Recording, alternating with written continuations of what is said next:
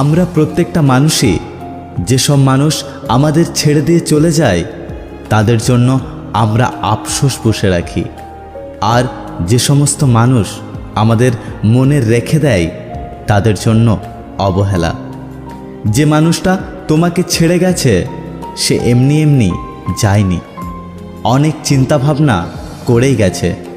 সে আসলে তোমাকে ছাড়তে চায়নি, কিন্তু মানুষটা তার জীবনের খাতায় যোগ বিয়োগ গুণভাগ এবং সরল সব অঙ্কের সমীকরণ মিলিয়েই গেছে। তোমাকে ছেড়ে যাওয়ার জন্য তার কাছে হয়তো অনেক কারণ ছিল, তুমি সেসব কারণ কখনোই খুঁজে পাবে না। জবাব চাইলেও সঠিক জবাব কখনোই পাবে না।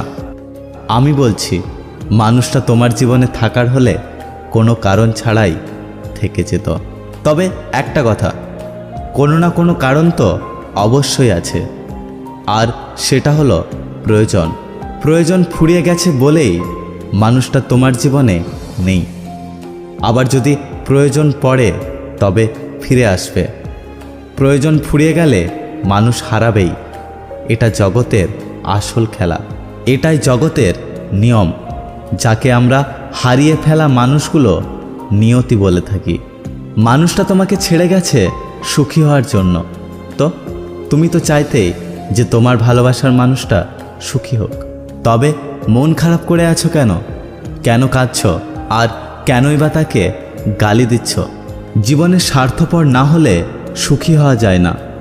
সুখী হওয়ার জন্য স্বার্থপর হওয়াটা জরুরি। ভেবে দেখো, তুমিও কিন্তু স্বার্থপর, কারণ প্রয়োজনে তোমার নিজের সুখের জন্যই তো তুমি মানুষটাকে চেয়েছিলে। আসল কথা হলো, প্রয়োজনে সবাই স্বার্থপর। অর্থাৎ যে চলে গেছে তাকে যেতে দিন, যে ভালোবাসছে তাকে বুকে জড়িয়ে নিন। যে চলে গেছে সেটা আপনার কাল, তাই কালের কথা ভেবে আজকের দিনটা নষ্ট করবেন না।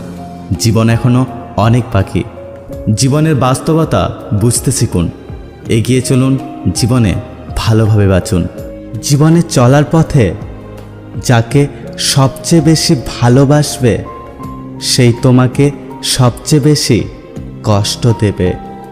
যাকে ভালোবাসার নামে আঘাত দিয়ে ফিরিয়ে দিলেন, তার চোখের প্রত্যেকটা জল আপনার চলার পথকে পিছল করে দেবে। আর হ্যাঁ, যদি ভিডিওটি ভালো লাগে ভিডিওটিতে একটি লাইক করুন, কমেন্ট করে জানান আপনার মতামত। দেখা হচ্ছে পরের ভিডিওতে, ততক্ষণ সুস্থ থাকুন। Take care.